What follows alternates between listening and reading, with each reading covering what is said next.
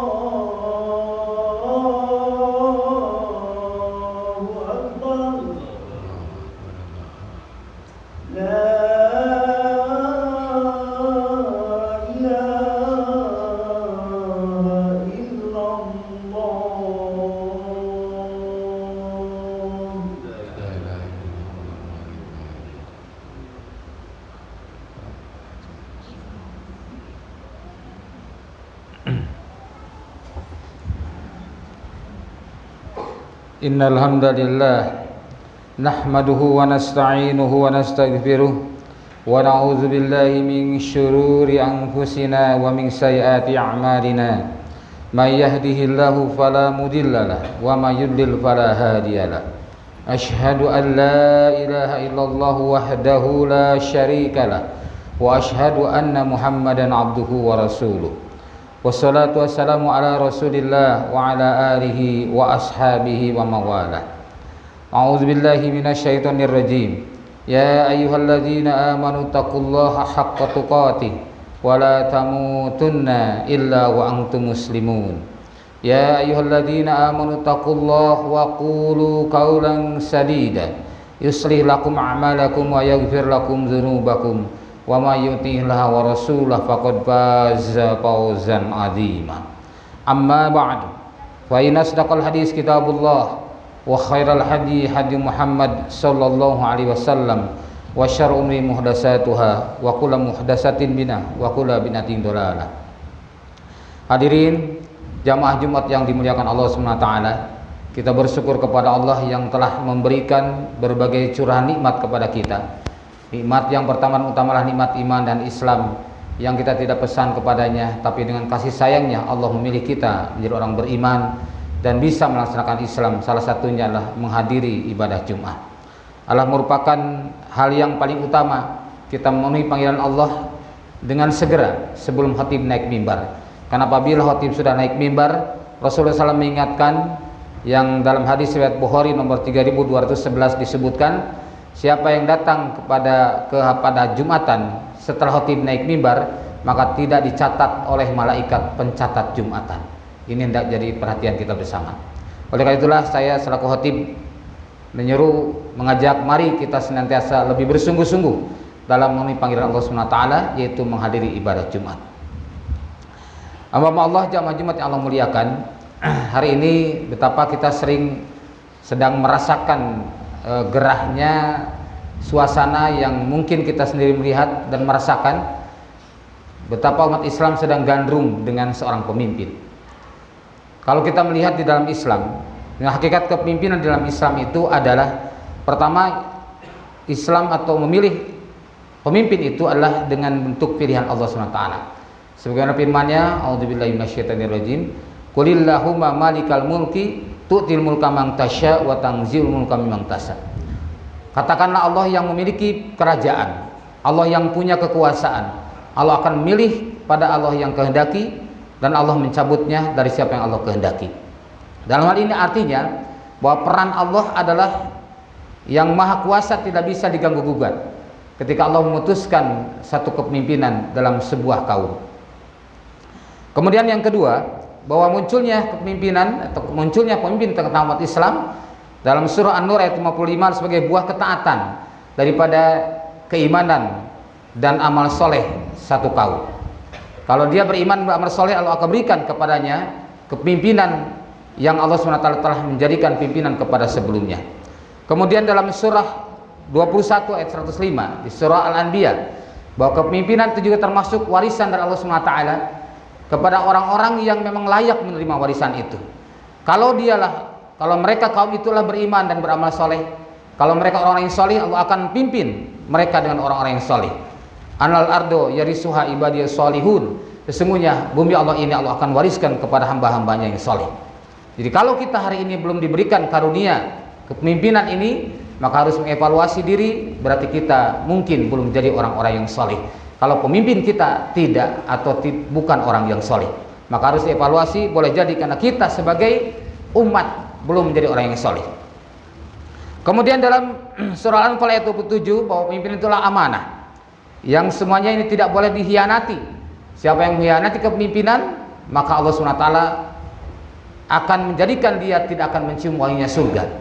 Jadi barang siapa yang dijadikan seorang pemimpin tapi tidak memenuhi kepentingan umatnya, malah dia hanya melaksanakan atau menuntut haknya, tidak melaksanakan kewajibannya, maka dia tidak akan mencium wanginya surga. Demikian pula dalam surah An-Nisa ayat 59, bahwa kepemimpinan dalam Islam adalah sebagai pelaksana Al-Quran dan Sunnah, melaksanakan tuntunan Allah dan Rasulnya.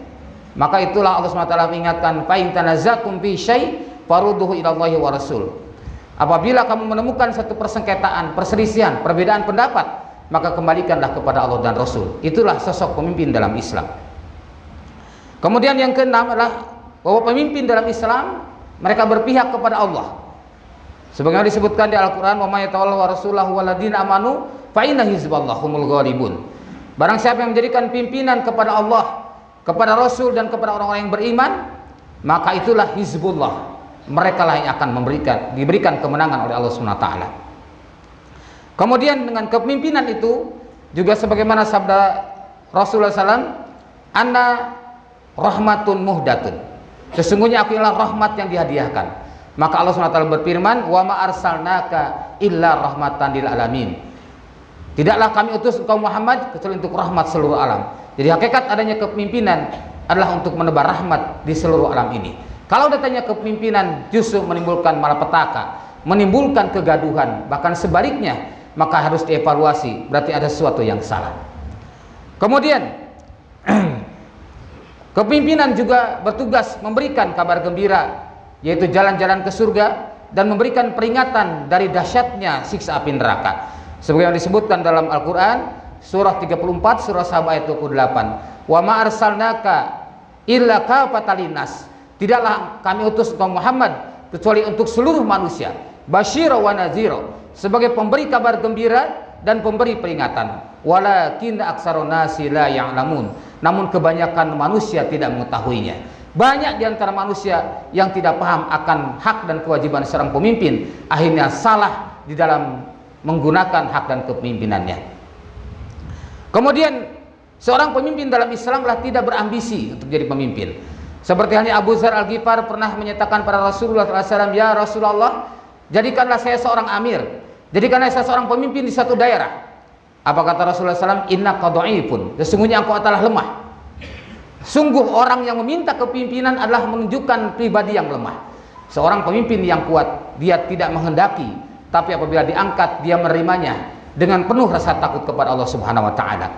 Maka Rasul menyatakan, satahrisun alal imaroh nadal mata yaumal qiyamah. Kamu nanti akan berebut dalam kepemimpinan, tapi akan jadi penyesalan di hari kiamat. Nauzubillahi min dzalik.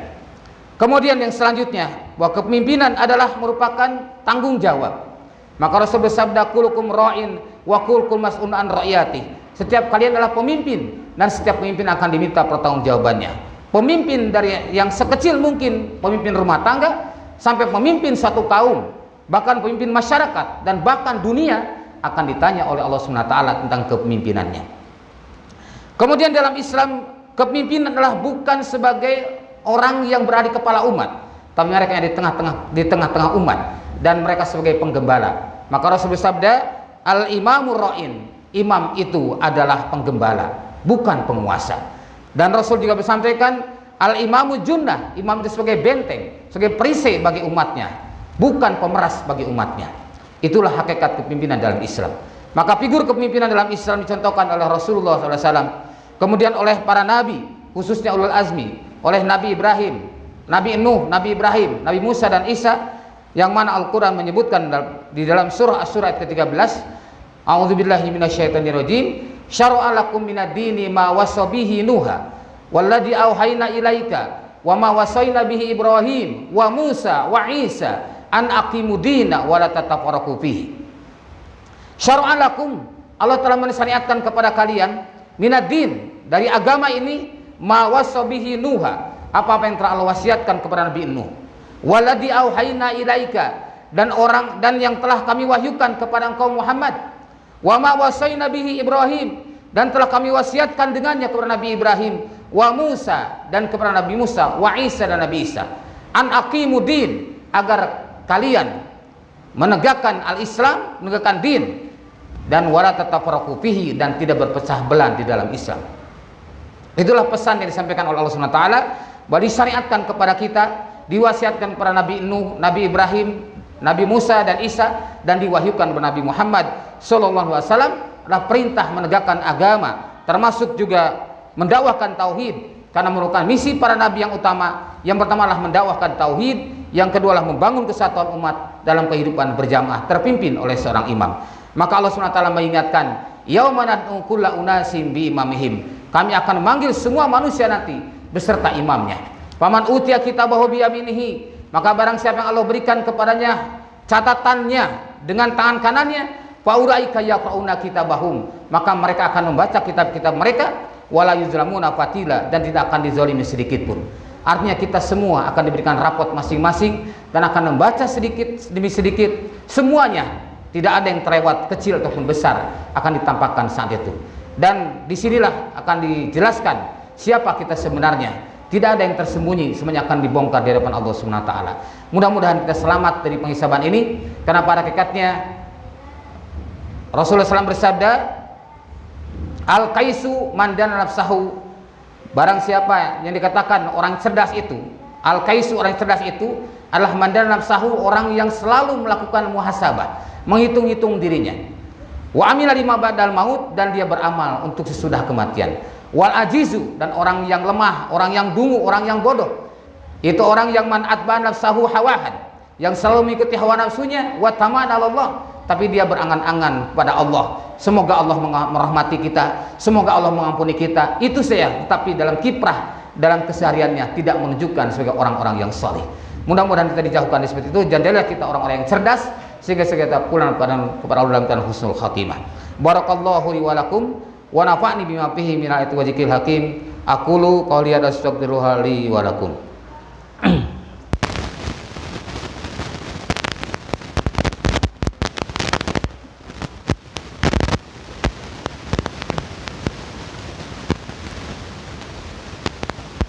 Alhamdulillah alladzi arsala rasulahu bil huda wa dinil haqq yuzhirahu 'ala dini kulli wa kafa billahi shahida. Asyhadu an la ilaha illallah wahdahu la syarika lah wa asyhadu anna Muhammadan 'abduhu wa rasuluh. A'udzu billahi minasy syaithanir rajim. Ya ayyuhalladzina amanu taqullaha wa tanzur nafsum ma qaddamat lighad wattaqullaha innallaha khabirun bima ta'malun. Allah jemaah Jumat yang dimuliakan Allah Subhanahu wa taala. Di khutbah yang kedua ini kami mengingatkan kembali betapa pentingnya ketakwaan kepada Allah Subhanahu wa taala, sampai Allah menyebutkan dua kalimat takwa dalam Al-Qur'an. Surah Al-Baqarah ayat 8. Wahai orang beriman, ittaqullah, bertakwalah kalian kepada Allah. Wa tanzur nafsum ma qaddamat lighad, dan hendaklah setiap diri memperhatikan apa yang sudah dia siapkan untuk menghadapi hari. Wattaqullah, dan bertakwalah kepada Allah. Innallaha khabirun bima ta'malun, sesungguhnya Allah Maha mengetahui apa yang telah dilakukan. Umar bin Khattab berpesan kepada kita, wa tazayyanu lil ardil akbar, berhiaslah kalian untuk pameran akbar. Pameran akbar adalah alam mahsyar, di mana di situ akan ditampakkan manusia dalam keadaan telanjang bulat, tidak ada selembar kain pun, dalam keadaan tertunduk, penuh dengan rasa takut, mencekam sekali, luar biasa. Kemudian tidak ada yang berkata-kata, tidak ada kata maaf satu, ungkapan untuk minta maaf pun tidak ada.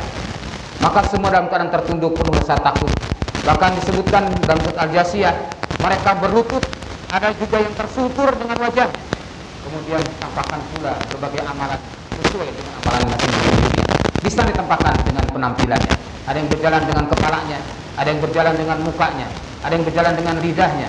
Berbagai macam keadaan, termasuk yang tenggelam dengan keringat sendiri. Itulah pada saat kondisi alam mahsyar yang ditampakkan begitu mencengkam, begitu menakutkan. Maka hendaklah kita bersiap siaga untuk menghadapi hal itu, agar kita senantiasa dalam keadaan baik, dalam keadaan istiqomah, dan pulang dalam keadaan husnul khatimah. A'udzu billahi minasyaitonir rajim. Innallaha wa malaikatahu yusholluna 'alan nabi. Ya ayyuhalladzina amanu shallu 'alaihi wa sallimu taslima. Allahumma shalli ala Muhammad wa ala ali Muhammad kama shallaita ala Ibrahim wa ala ali Ibrahim wa barik ala Muhammad wa ala ali Muhammad kama barakta ala Ibrahim wa ala ali Ibrahim innaka Hamidum Majid. Allahumma ighfir lil muslimina wal muslimat wal mu'minina wal mu'minat al ahya minhum wal amwat.